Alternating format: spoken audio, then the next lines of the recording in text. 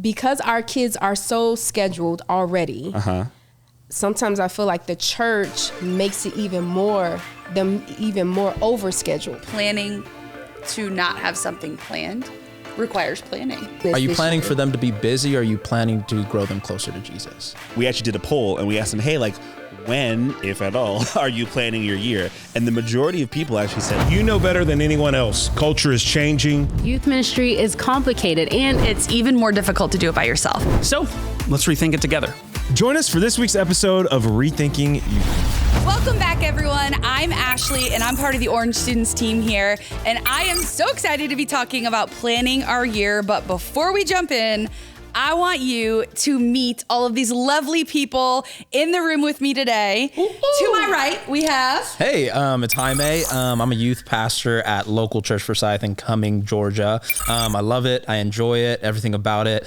We have two separate ministries in a sense of we have middle school and high school. So, yeah. Hi, I'm Kristina Johnson. I am the family pastor at the Breakthrough Fellowship in Mableton, Georgia. We're a small startup church. Been around for about 10 years, but after the pandemic, it's kind of like startup again. Yes, Love I it. heard that a lot. for the people in the back. Yeah, For the people in the back. I love it. I All oversee startup. from baby all the way to college. Wow. So this is, it's been fun. Yo, everybody. My name is Jamal Jones, spelled Jamal, pronounced Jamel. You'll see it and understand when my name is written somewhere.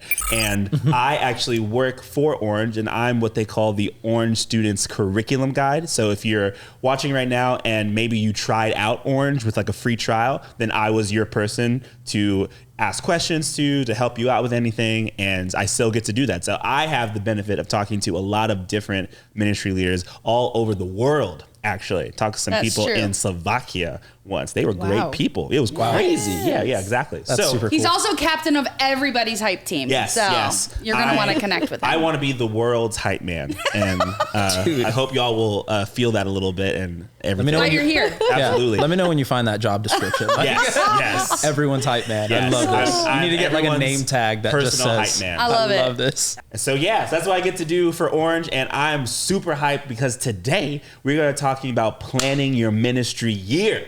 Nice. Let's Some do people it. are saying ooh, and some people are going ugh. No, Yeah. we should Or they start with just- that. yeah. We should start with that moment of honesty on a scale of 1 to 10. Mm-hmm.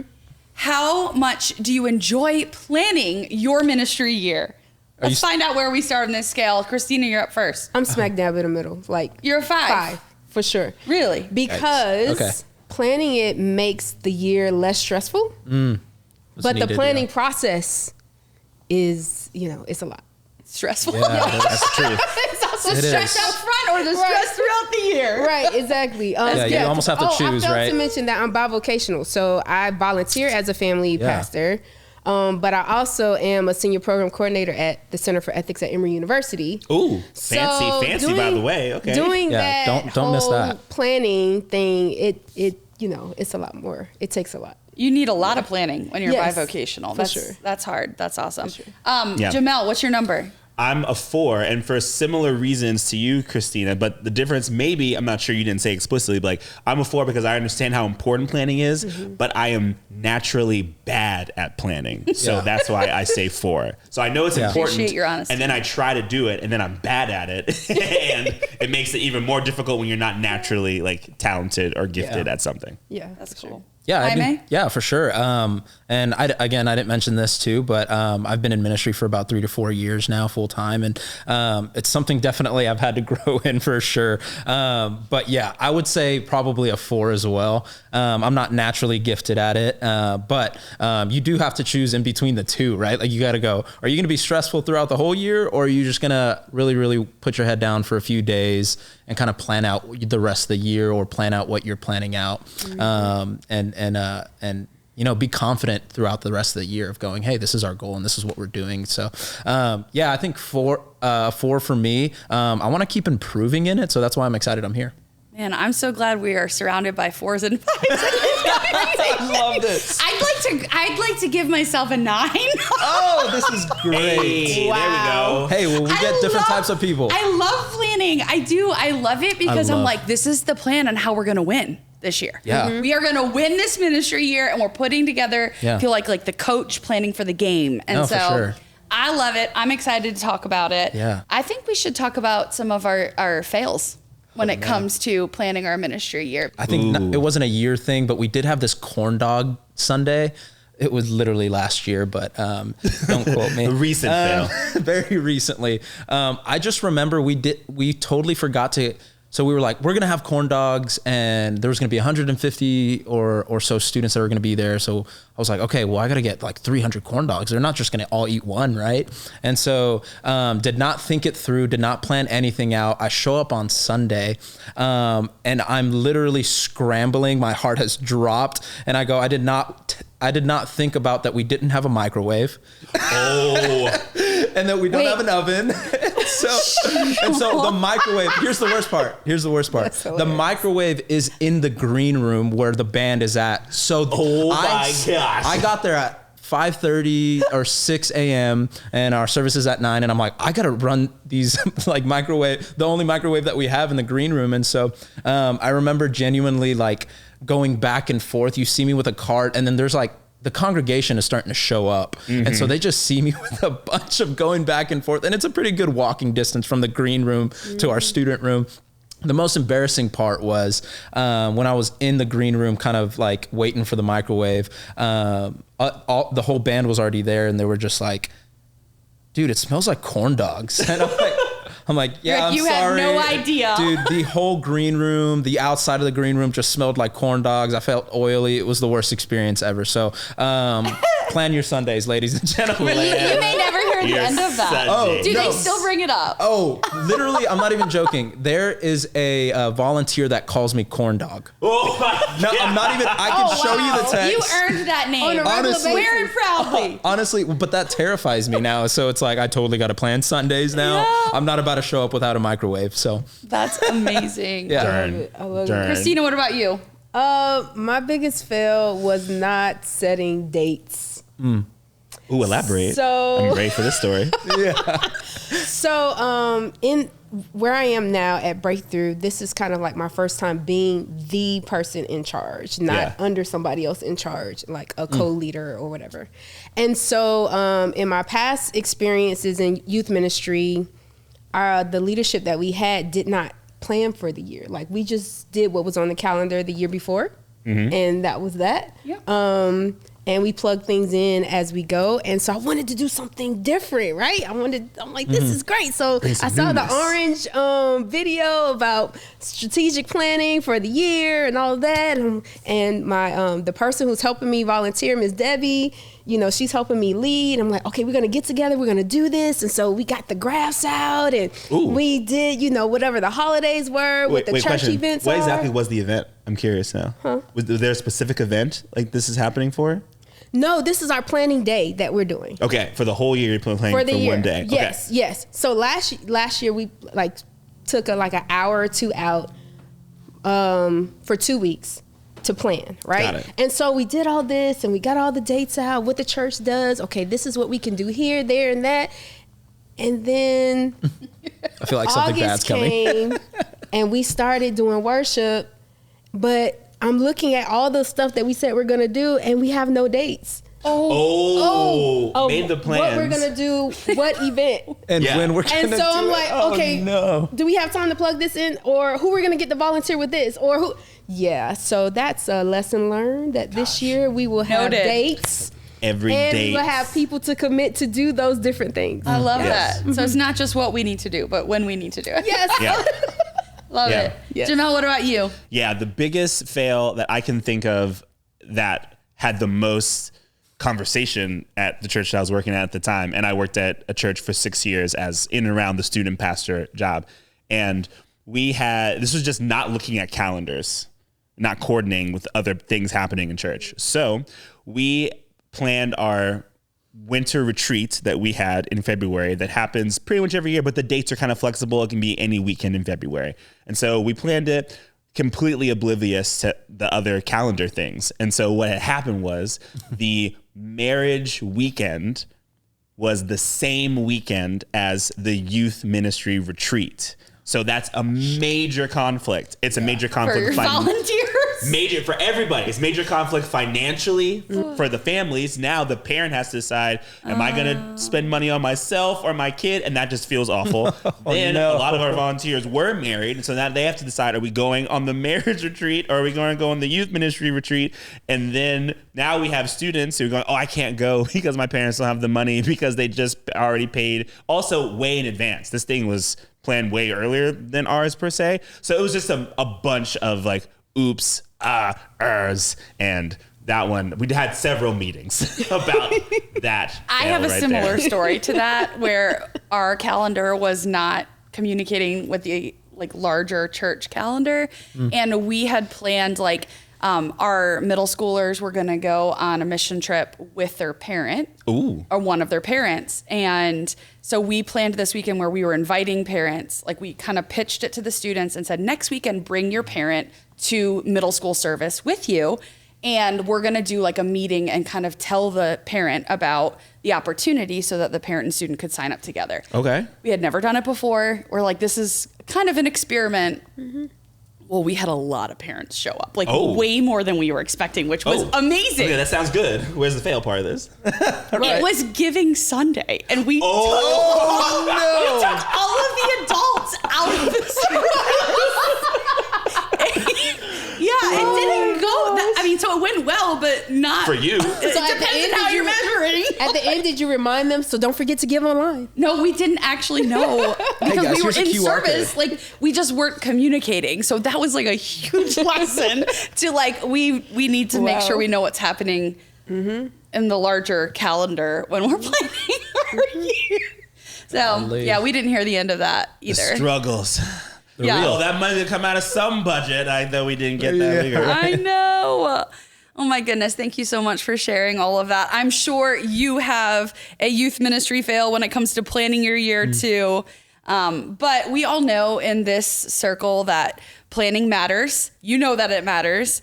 But just so we're all on the same page, Jaime, would you tell us why does planning our year even matter? Why are we having this conversation? No, for sure. I think this again something I'm growing in, but I think you can't have a vision and not have planning. You cannot have a vision and not have planning. I mean, if you're thinking biblically, you look at Nehemiah, right? He had planned when he was going to leave. He had conversations with the king when he was going to leave. And he had conversations with what the wall looks like before he built it. He saw what type of leaders he needed. I mean, you think of so many great leaders in the Bible that have just genuinely, we kind of see the beginning where God called them and then we see the end where they got it done. But man, like if you really take the time to look at it and change the way that you think while you read it and go, man, how did they plan this out? I think it's so important. Again, something I'm working on and I want to get better at that. Because like I said, I mean, you can't have a vision. Like you can say, man, we want our youth ministry to start going out into outreach and praying for people. Okay, well, how do we get that done? What organization do we connect with? What do we do? And what relationships do we already have that we can connect with now? And so I think a lot of that matters is it just goes hand in hand with where you want to go. That's so good. I love that you gave the example of like, if you want to do outreach as the goal, everything you're doing for the year should be pointing to that goal. Yeah. So I love that. That's such a great way to look at why planning your year matters. You guys want to add anything to that? I appreciate what you said. So amen. Can I get an amen? Yeah, that's what I do. I love that. I appreciate it. All right. Well, to honor our title, Rethinking Youth Ministry, what is something, if we're all on this journey of learning to plan our year better, what is something you've been rethinking when it comes to planning your year? I've been rethinking me. Before I can even really get to planning my year, I have to think about how I even engage in my calendars, my own preparations, my own budgets. So I need to start with myself and go, okay, am I an organized person? This is my question to myself, maybe a question to you yourselves as well. Like I would say, like, No. Or let's say, even on another scale, am I more of a planner, or am I more a spontaneous reactor, or whatever words we'll use? Like, I'm definitely more spontaneous. My spontaneity is a strength in a lot of areas in youth ministry, but not when it comes to planning your year. So I need to look at my own self and go, okay, like, what do I need to change about my rhythms or my own personal calendar to better facilitate me even being able to plan a year for my ministry? How'd you arrive at that? After realizing that I didn't actually plan my year once. I kept running into these issues. I kept running into conflicts of calendars. I kept running into of not getting people the things they needed soon enough. And so I kept running into these issues and going like, okay, like, what's the common denominator of all this?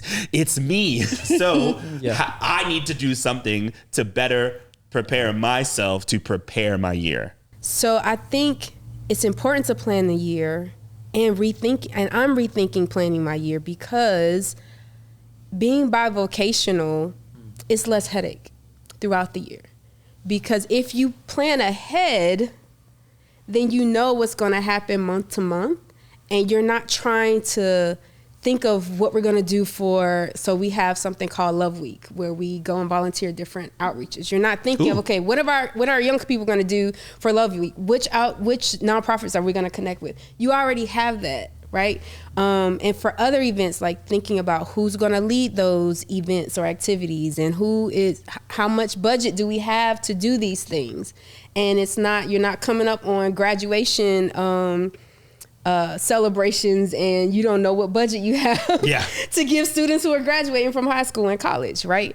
And then also, like, our church is very much trying to focus on intergenerational ministry. Okay. And so I think, one, that's important, and I've been rethinking how we can plan better to do that. And planning ahead helps us do that better. Yeah.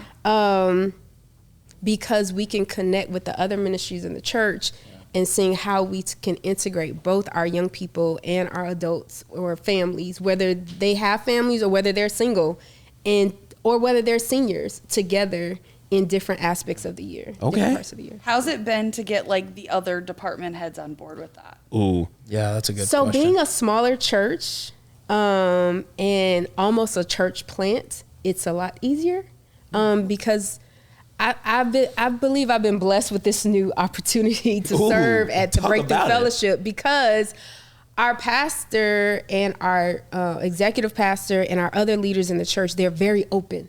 Oh. They're like, we want to do church differently. What does that look like now? You know, the way church has been done in the past is not working, right? And so how do we reach and how do we minister to our families where they are? Okay, a lot of them are worshiping online. Okay, how do we connect with them there, right? Some of them are coming in every once in a while. How do we connect with them where they can minister to their children at home? How do we give them the tools they need for that? How do we become in community together, even outside of Sunday, whether it's through service or whether it's through some activity that we're doing? So we're always rethinking. Like, it sounds like it. That's amazing. We're continuously rethinking how to do ministry differently. Yeah. And if this is not working, okay, what can we do differently? Yeah, I want to add on that. I think that's super good, because the statement of like always rethinking, because I think in ministry you can get caught up with what you've already planned. And in the routines of it. Yeah. And so you're never going, oh, okay, did that work? There needs to be almost like a debrief. Sometimes you can get so caught up in just planning. For sure. And then when you and nothing wrong with planning, get the planning done, but when you get the plan done and the event done, is there a debrief? And is there questions? I think the most important things about planning, which I want to do better in, is I think time, questions, and people.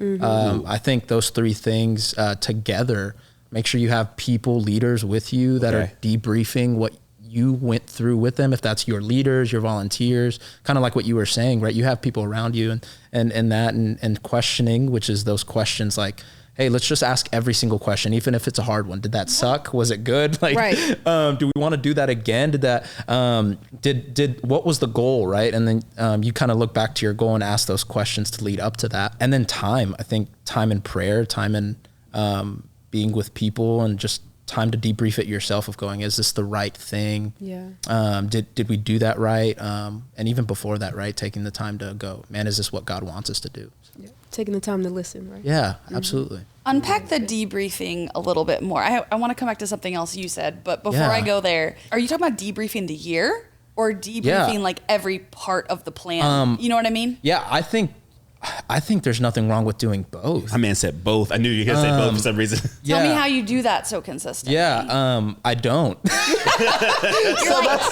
That's the problem. always got to have a goal. Rethinking here. You got to have goals. Yeah, absolutely. Let's talk about time in another way. You have time to do all this. Right, That's right. for later. I'm like, this Well, is, you know. this is the ideal, right? Yeah, no, absolutely. But I think debriefing, like I said, is just I think doing both, and you guys can kind of help me expand on that too. But I think doing both of going at the end of the year, did we accomplish what we wanted to accomplish, or were we kind of running our heads wild? You know, you made me think in that maybe putting debrief on the calendar. Oh, right? absolutely. Like we Yeah, have this debrief event, time. even if it's like just a Zoom meeting, right? You don't have to always come to Or a even a place text together thread. or a text. Right, exactly. That's good. But having a day, like, okay, we're gonna have this event this day Yeah. or this programming this day, and then on this day is when we will debrief. So even the volunteers know to plan for both of those days, Yeah. both those things. That Yeah. can be That's helpful. really good.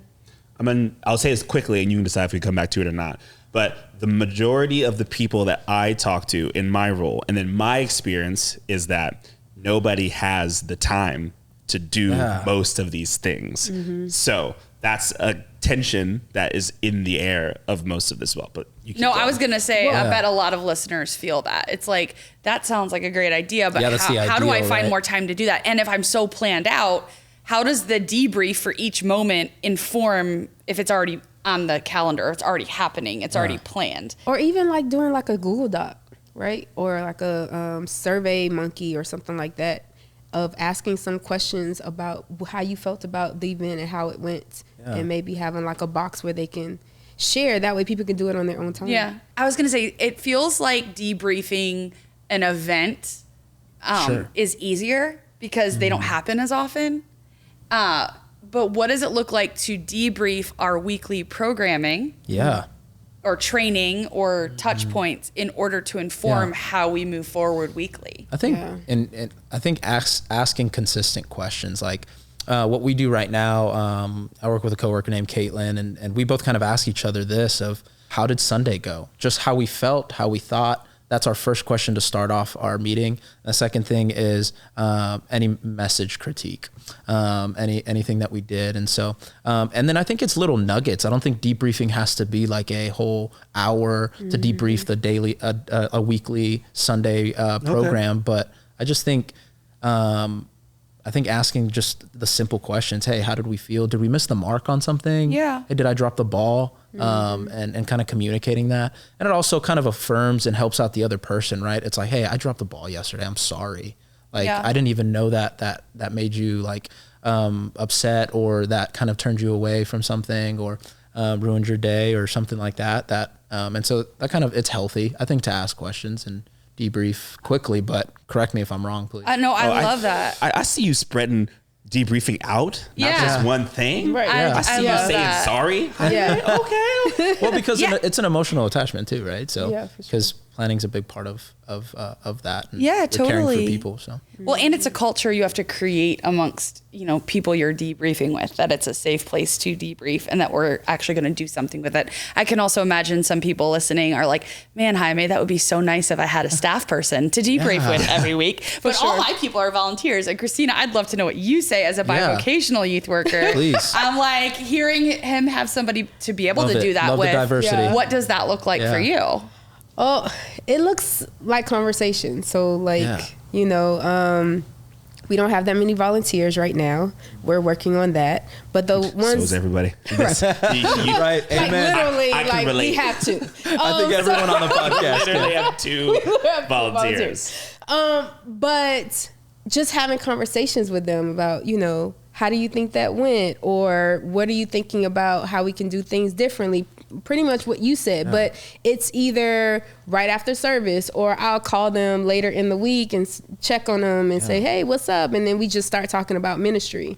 And that helps inform one another about what we can do next or what we can do better. And that's empowering a leader too, to be lifted up and be encouraged by that, and right? have ownership in it. Yeah. Jamal, I have a question for you. Yes. You talk to leaders all over the country on a weekly basis.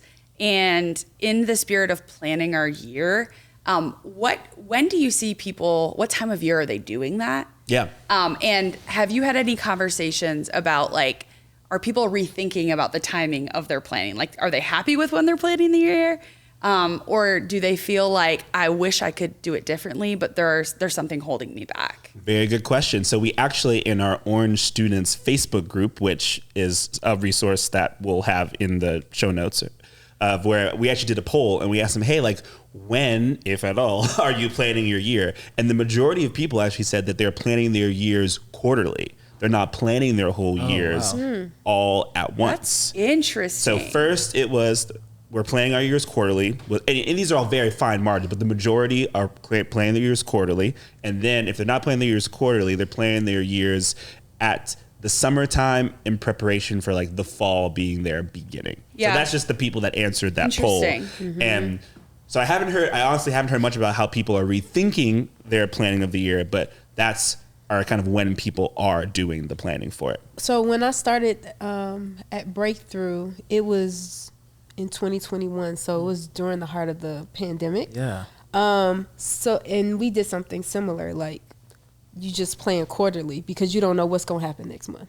That's and true. So, but now we plan for the academic year, but we plan with flexibility. So like, even though we have this on the calendar, we know that we need to make space for if we need to reshift something or if this can't happen, this may or may not be able to happen, depending on what goes on in the world.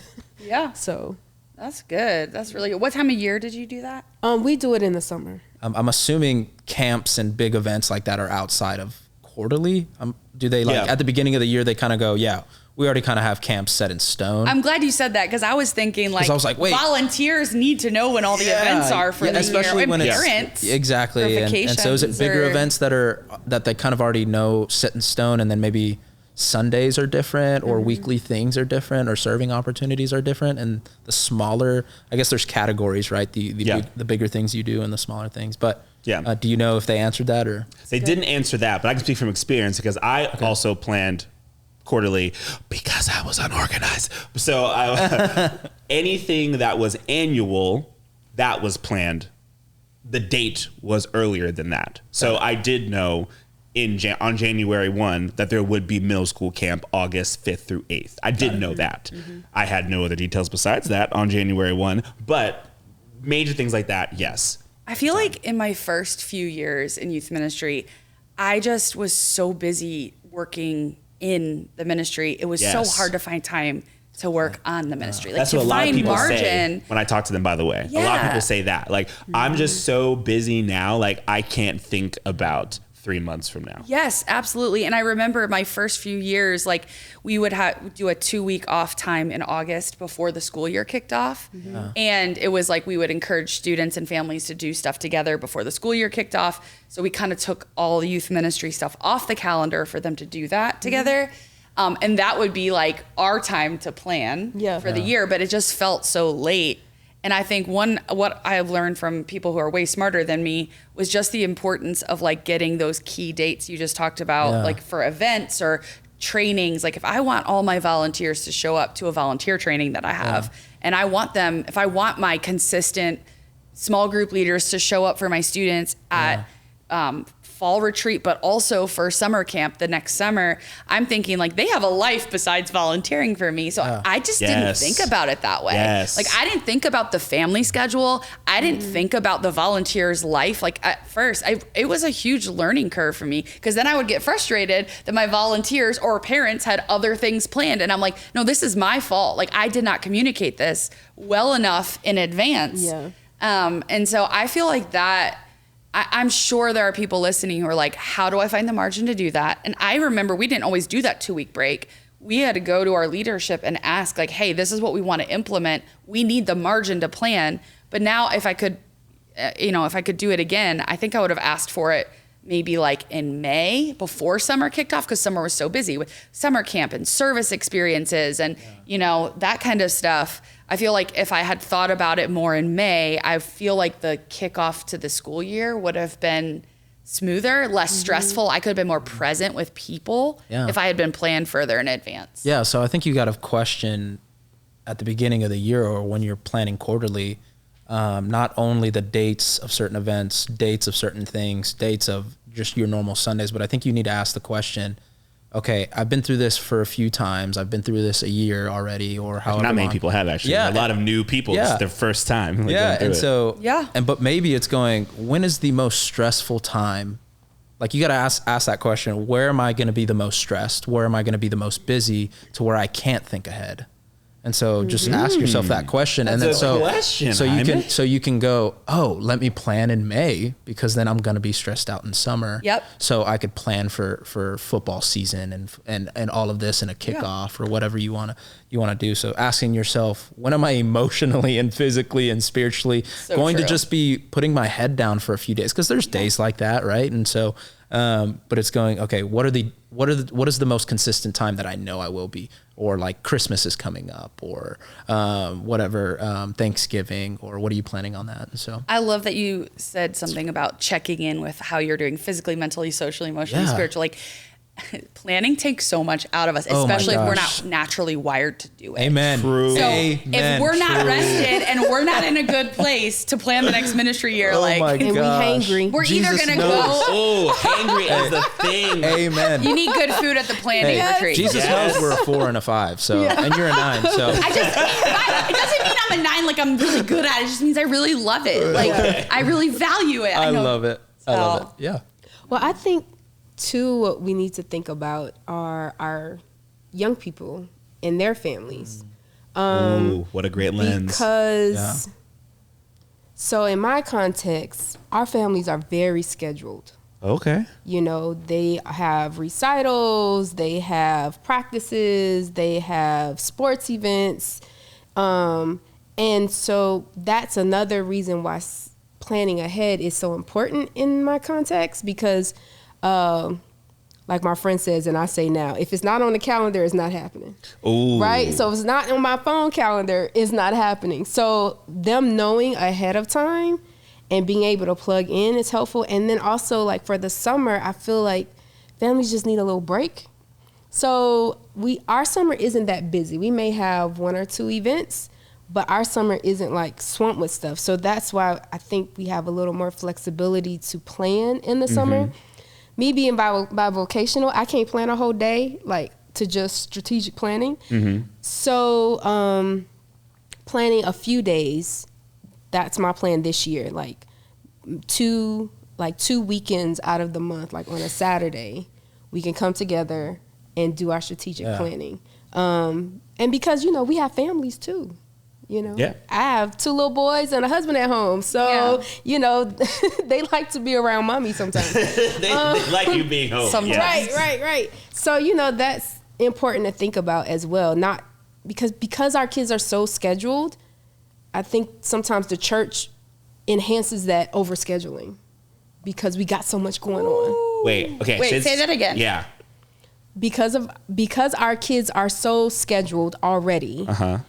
Sometimes I feel like the church makes it even more overscheduled. Click that. Because they got to do this at school. They have to do this in the community. They're trying to get this scholarship, so they're on this team, or they're playing this instrument and they have practice for that. And then they have to come to youth group, and then they have to come to church on Sunday, and then we're having this like full week camp, and then it's just like, okay, I'm tired. Yes. Me too. I'm feeling stressed right now. Yes. And then the parents when they're younger, the parents are also stressed out. I know because I have a 6-year-old and a 10-year-old stressed out because we're trying to make sure we're planning their life well, but not overdoing it. Yeah. Right? So let me see if I understand what you're saying. I'm going to say it a different way. See if I understand. So you're saying that sometimes the church needs to plan to not do things so that we can better shepherd is the fancy spiritual word I have, but like to better shepherd the lives of our busyness, maybe a little bit. Yeah, help with the mental health part. Yes, the church needs to sometimes plan to do nothing to help with the mental health of the families that we shepherd. Yeah. Ooh. Every week, every month does not have to be scheduled. Whoa, I hear you, Kristina. But Kristina, what would you say to a youth worker whose leadership says they have to have something scheduled? I would bring them the school calendar Yes. for that district. Ooh, okay. Okay? Have Bring some the evidence. PowerPoint. Right. Have some PowerPoint examples of what our young people are already PowerPoint presentation. PowerPoint presentation. Email Kristina, y'all, if that's you. She's going to have a slide deck prepared. Her email's going to be in the show notes. For you. It's not. I'm just saying, like, bring the schedule. And then they have testing too, right? So bring the school schedule for at least, that district. What your kids are already doing in their day-to-day lives, right? And then, talk about we are there, like shepherd is a good word. We're there to care for the soul, mind, body, spirit of our young people and their families. Yeah. But you want us to do all this, and that's not doing that. That's just keeping them busy. Yeah. But it's not digging something deep. the world's already doing. Yeah. You know what I'm saying? Yeah, no, for sure. I think I want to expand on that because I kind of want to shout out, man, the people that aren't really good at that, right? Yeah. Like for me personally, you said that and I'm like, makes me think, man, as the church, let's be good at what God called us to be good at. And sometimes we make too many, so many ideas and so many things and so many new things, and nothing wrong with good ideas and nothing wrong with new things and nothing wrong with that, but keeping it simple, right? And yes, discipling, yes, reaching out, yes, going to a soccer game or a football game and stuff like that. And that helps you out, absolutely. But just keep getting good at the things that are simple instead of adding on things into the calendar. Yeah. And some things that's not working, like don't do it. Yeah. We've been doing it for years. That's a whole nother podcast. My other not doing things that don't work, but keep going. Yeah, in my other context, it was like there are things that we do every year on the calendar. And when COVID happened, I was just like, I don't think we should do this one. Yeah. Because I don't think it's going to be effective. I think we should do this instead. Let's focus on connecting with our families and building relationships instead of doing this event that we do all the time. It's not going to be. Are you planning for them to be busy, or are you planning to grow them closer to Jesus? Man, I think that's something I'm going to be thinking about long after this conversation. Yeah. As someone who loves to plan and strategize and how we're going to win for the year. I'm an Enneagram 3, so that's what I'm talking about. Me too. But all she does is win, win, win, no matter what. That's your theme song. That's it. keep going. No, it's like, she got money on her mind. She ain't never get enough. Now I'm going to change it and make it spiritual. Hey, don't worry, guys. There's going to be auto-tune when he sings. So it's all good. Oh, that'd be incredible. Yeah. Can we make that happen? I love that. No, but continue. Yeah. I was just going to say, I'm going to be thinking about that because planning to not have something planned requires planning.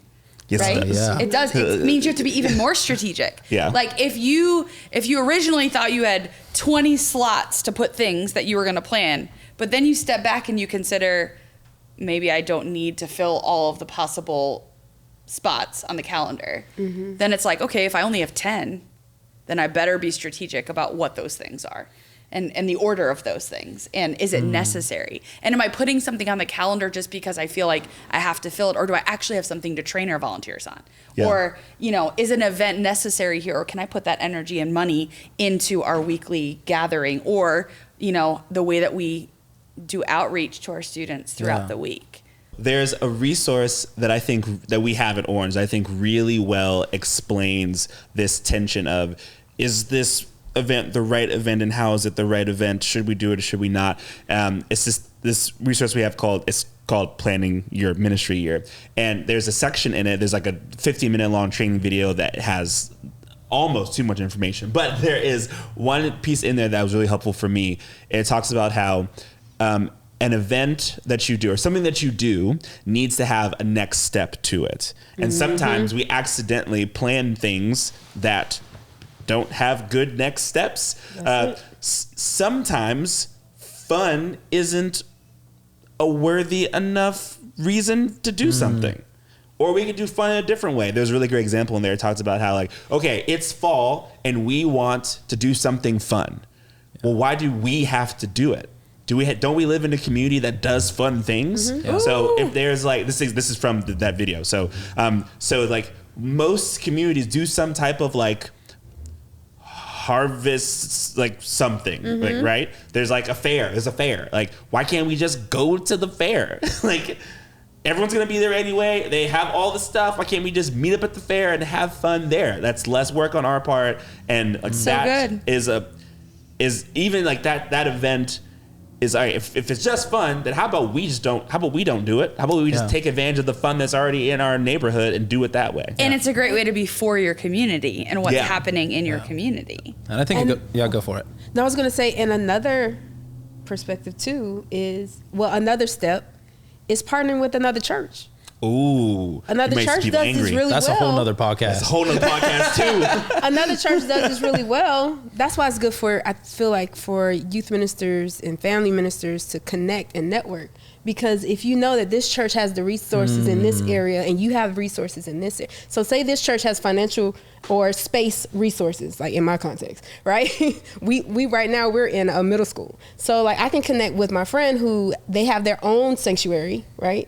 And we have volunteers, right? Well, how about we do this together? Yeah, two. We need to drop Kristina's contact in the show notes because she wants to do an event with you. She wants to Also, plan if you are a volunteer and want to go to Kristina's church, so what I can say about my church is that they are good with volunteering for events, right?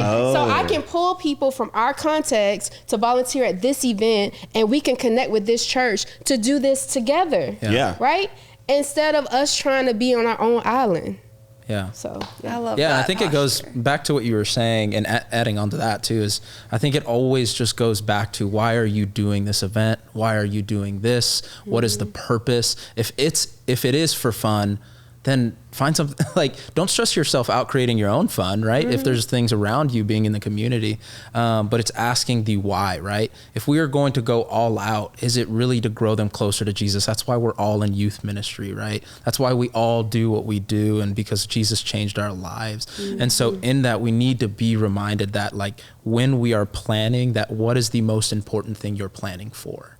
Is it the fun? Is it just the fun? Okay, well, we can do fun things at the park, and we can do fun things, right? And it'll be less stress, like you were saying, and partnering with people too, right? That's where unity comes in. I mean, that's a beautiful piece of what, Jesus loves. And so, unity is a big part. And so you bring the church together with a bunch of other students. I mean, that's growing them up into an amazing opportunity, and you're doing things and planning things without even putting too much effort in it. That's good. And God is still moving in that. And they grow up going, yeah, my youth pastor used to always bring other ministries and be a part of it. Why? Because he really believed in unity, not because he was lazy and didn't want to plan.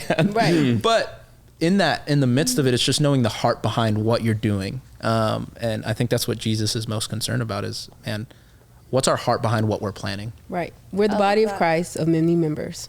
Absolutely. So pull them together. Absolutely. Yeah. And I think what I'm taking away from this conversation is the difference between just planning for planning's sake and strategically planning. I think you all mentioned something about that, like having a goal in mind, making sure you have a next step after whatever is planned, and everything should be a step towards the goal.